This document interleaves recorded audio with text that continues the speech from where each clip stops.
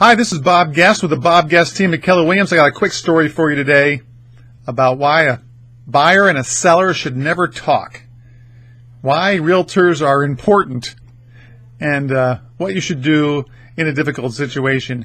But first, look below for a home evaluation, find out what your house is worth, and also a free home search and a free application so you can use it on your smart device to find houses in a neighborhood when you're searching.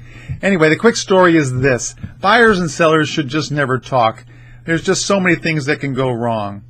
I had a buyer once that was very personable, very, very capable, very intelligent, and he was convinced that nothing could go wrong if he talked to the seller, that it was very important that he talked to them to create a great relationship and a great experience, and that nothing could go wrong. I advised him, please, don't talk to the seller. It just never goes well. Things just don't work out right. Causes miscommunication, causes all kinds of problems. But he didn't listen to me. I call that the Willy Wonka syndrome. You know the story where the kids don't listen to Willy Wonka and one falls into the chocolate river, one eats the poison blueberry, one falls into the furnace with the golden egg, and one gets miniaturized by a miniaturization machine. Hey, get away from that thing! Stop, don't come back. Lights, camera,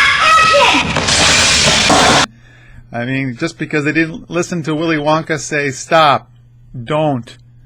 They just didn't listen to the authority figure. And so this often happens to me, and I often say don't or stop, don't, and things happen that shouldn't happen. For example, buyers and sellers, when they first meet, it's usually a kind of a love affair. It's a really nice meeting. Everyone gets along really well, and the agreement is made, and everything seems to be fine.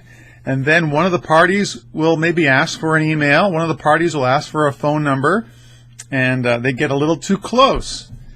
Then, innocently enough, one may ask the other for some concession that's outside the contract, like, hey, this item in the house is very personal to me. It's very important, and I forgot to exclude it from the contract. Can I have it? And now the buyer is put in a weird position where they wanted that item, and now do they give it to the seller or do they keep it as the contract says? And sometimes the buyer is going to say, no, I really wanted that item, and that was one of the reasons why I bought the house. Can you please leave it? And now there's a friction, there's a rift. Or something else can happen. The buyer can actually talk to the seller, think they talked to their realtor about it, and then the realtor doesn't know, neither party knows, and then all of a sudden you've got some kind of logistical problem, like a closing date has changed and no one knows about it, or the seller agreed to fix an air conditioner and the realtors don't know about it, so they're not following up on it.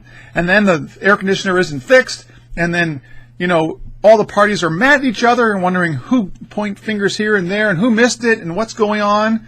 And then you find out, that the email wasn't passed to the realtors. Anyway, these things just don't end well. Also, the next step is usually there's an inspection, and then the buyer is going to ask for some things that the seller thinks are petty, trivial, and the word ridiculous gets thrown around. That's ridiculous. I'm not going to fix that. And then all of a sudden the friction gets even worse. And then you're up to closing, and the sellers find out that they can't move out on time. They ask permission to put store stuff in the garage until after closing, so they have a few more hours to move out. And the buyer is like, well, I got my moving truck. I got to get in. And then even more friction occurs because these communications happen without realtors taking charge and marching people through the logistics of getting things done. But anyway, this is why sellers and buyers shouldn't talk. Let professionals handle things professionally. Keep the relationship. Keep things going strong. I mean, even in the worst cases, sometimes the buyer and the seller start to think about each other as being these evil beings, and they talk about them to other people, and all neighbors start to prejudge them and say, oh my gosh, this person that's moving in must be this evil, horrible person. And it takes them 6 months to realize, oh, they're just regular people. They're okay. Bad things happen. Anyway, hope that makes sense. See you next time. Have a great day. Call me, 512-699-6911. Email me, bob@bobguest.com. This is the perfect time to sell this year. Market's going to take off. Stock market's doing crazy stuff. Real estate still looks good. Have a great day. Bye-bye.